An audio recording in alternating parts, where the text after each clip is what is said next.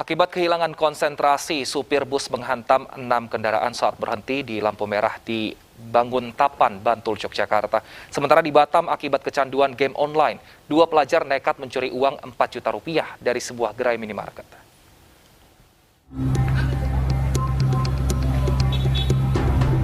Diduga mengalami kebocoran selang gas LPG, sebuah mobil bak terbuka ludes terbakar di kawasan Hotel Indonesia. Sempat terdengar ledakan hingga membuat kobaran api membesar. Api berhasil dipadamkan petugas dengan mengerahkan 2 unit mobil pemadam. Peristiwa terbakarnya mobil ini menjadi tontonan warga sekitar.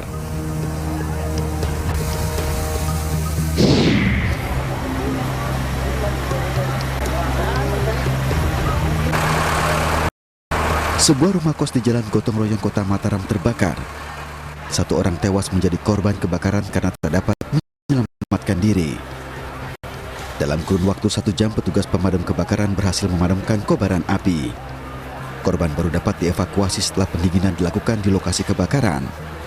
Kebakaran terjadi diduga disebabkan hubungan pendek arus listrik.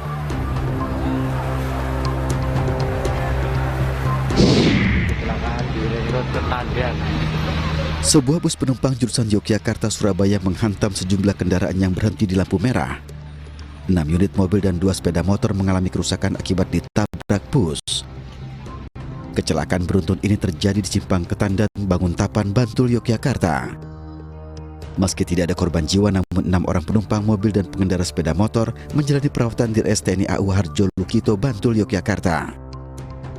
Diduga kecelakaan terjadi karena sopir bus kehilangan konsentrasi saat akan berhenti di lampu merah.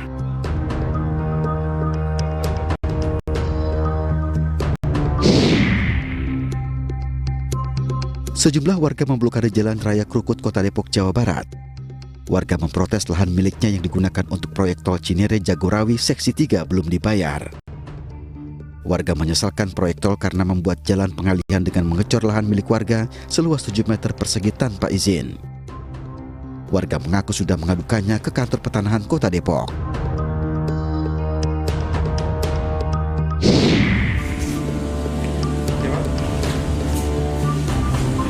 Dua siswa SMK nekat mencuri uang di minimarket di Batam, Kepulauan Riau. Keduanya mengambil uang senilai 4 juta rupiah dan beberapa bungkus rokok. Aksi keduanya terbongkar saat penjaga minimarket mendapati tempat kerjanya berantakan dan memeriksa CCTV. Polisi yang mengetahui identitas kedua pelaku langsung melakukan pengejaran. Pelaku berinisial DM dan D ditangkap di kafe dan langsung mengambil barang bukti yang disimpan di semak-semak. Dari keterangan pelaku, keduanya nekat mencuri untuk membeli chip di game online.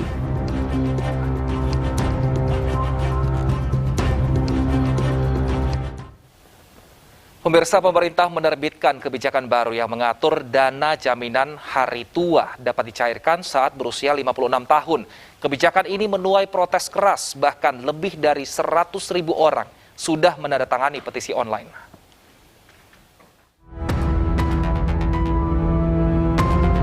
Menteri Ketenagakerjaan Ida Fauziah merevisi ketentuan pencairan jaminan hari tua atau JHT BPJS Ketenagakerjaan. Dalam aturan baru, pencairan JHT hanya bisa dilakukan saat usia peserta 56 tahun, kecuali bagi peserta yang mengalami cacat total tetap. Ketentuan ini mencabut Permenaker tahun 2015 yang manfaat JHT langsung diberikan kepada peserta yang mengundurkan diri dan dibayarkan secara tunai setelah melewati masa tunggu 1 bulan. Peraturan yang berbeda dengan peraturan sebelumnya itu mendapat penolakan dari kaum buruh. Buruh meminta Menaker Ida Fauziah mencabut aturan baru pencairan JHT karena dianggap menyakiti hati buruh. Kebijakan Menteri Tenaga Kerja ini menyakitkan kaum buruh di tengah PHK yang masih tinggi, dunia usaha belum bangkit. Apa motivasi dibalik kebijakan Menteri Tenaga Kerja ini? Kami meminta segera Menteri Tenaga Kerja mencabut Permenaker nomor 2 tahun 2022 tentang pencairan JHT, dan buruh ribuan, bahkan puluhan ribu buruh dalam waktu dekat akan aksi besar-besaran di kantor Menteri Tenaga Kerja dan di seluruh Indonesia untuk menolak Permenaker nomor 2 tahun 2022. Penolakan ini juga beredar luas melalui petisi yang disampaikan secara daring.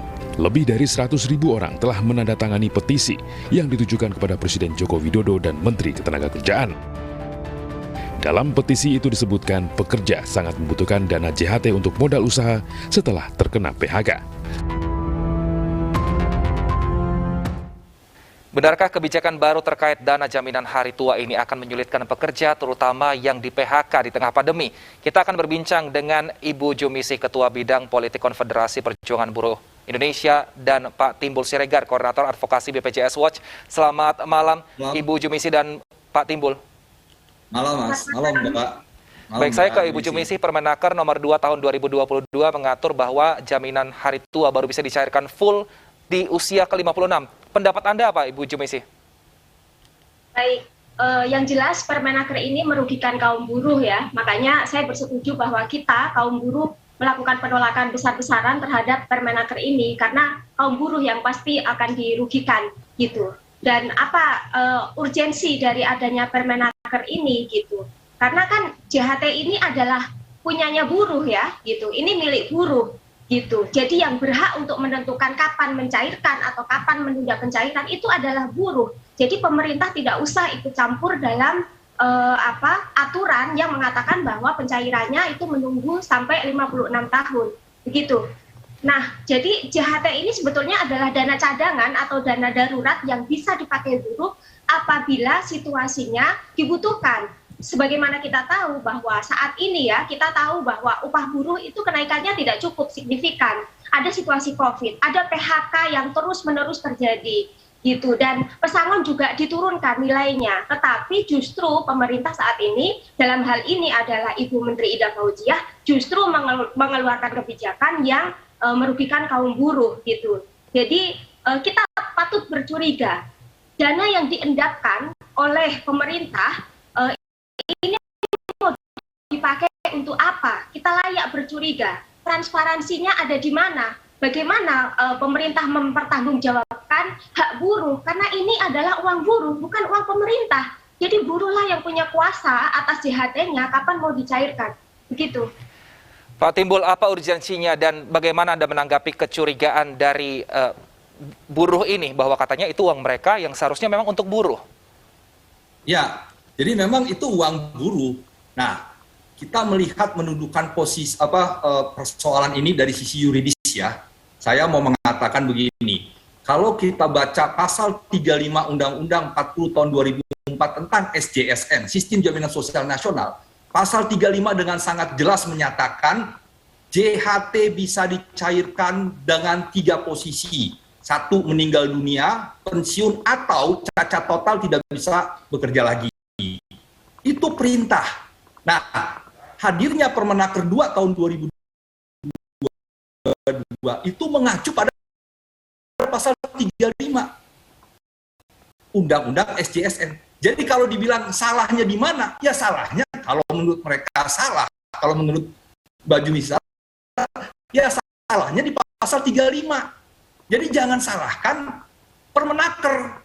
Nah, waktu itu ada Pak Timbul, Permenaker 19 2015 yang PHK ambil langsung PHK. Itu salah. Sesuai dengan sistem hukum tingkatan peraturan perundangan menurut Undang-Undang 12 tahun 2011. Undang-undang itu di atas dari Permenaker. Tidak boleh Permenaker itu melampaui ataupun melebihi dari nilai yang ada di undang-undang. Nah, artinya Bumenaker itu hanya mau mengembalikan ketentuannya berdasarkan undang-undang SJSN pasal 35. Nah, jadi kalau dibilang itu motifnya apa? Ya motifnya memperbaiki regulasi. Kalau memang tidak sesuai, tidak setuju, menolak, judicial review lah pasal 35 itu ke Mahkamah Konstitusi. Nanti kalau hasilnya dibolehkan PHK ambil, Permenaker akan juga menyesuaikan seperti itu. Itu posisi yuridisnya. Yang kedua, bahwa memang tidak selamanya 56 tahun diambil. Kalau kita baca pasal 37 Undang-Undang SJSN, minimal kepesertaan 10 tahun bisa mencairkan sebagian. 10% atau 30% untuk perumahan. Jadi nggak perlu nunggu 56.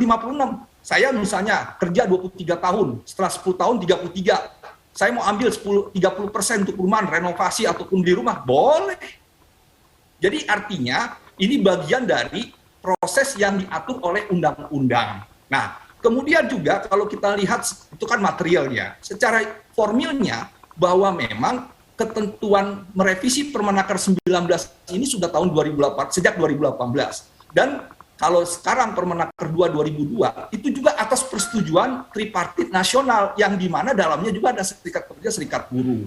Nah, ini juga kembali persoalannya dari sisi material dan formil sudah dijalankan. Nah, ini kan persoalannya berdasarkan yuridis, bukan berdasarkan motif apa-apa. Menurut saya, Permenaker 2 2022 ini tidak mempertimbangkan kondisi buruh gitu. Pak Timbul sendiri adalah aktivis buruh, kita sudah kenal lama ya.